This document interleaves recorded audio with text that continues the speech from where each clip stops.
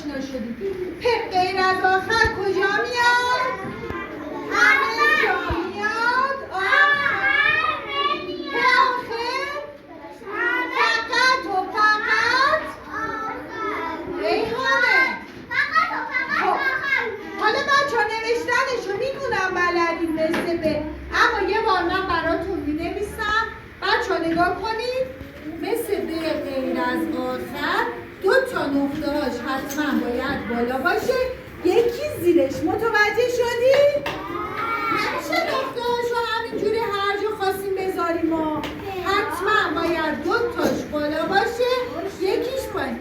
و پ آخرم مثل به آخر اینجوری قشنگ یکم توش گرد باشه داخلش و نقطه‌هاش وسط، قسمت وسط 2 تا بالا یکی پایین باشه. آفرین به اونایی که خوب بله مثل ش، اما نقطه‌اش پایینه. 2 تاش اوله، یکیش پایین تره. حالا میخوان پ رو با بالا جدولیا دوست کنیم. خب خانم پ دوست میشه یا آقای پ؟ خانم پ.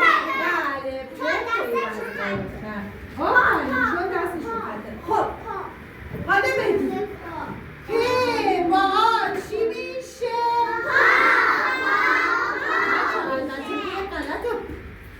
بگید با آ چی میشه؟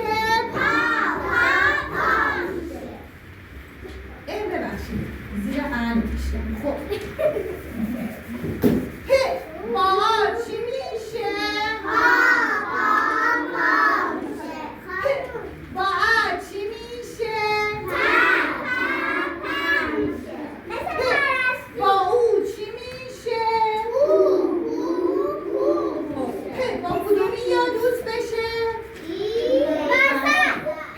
با ای چی میشه؟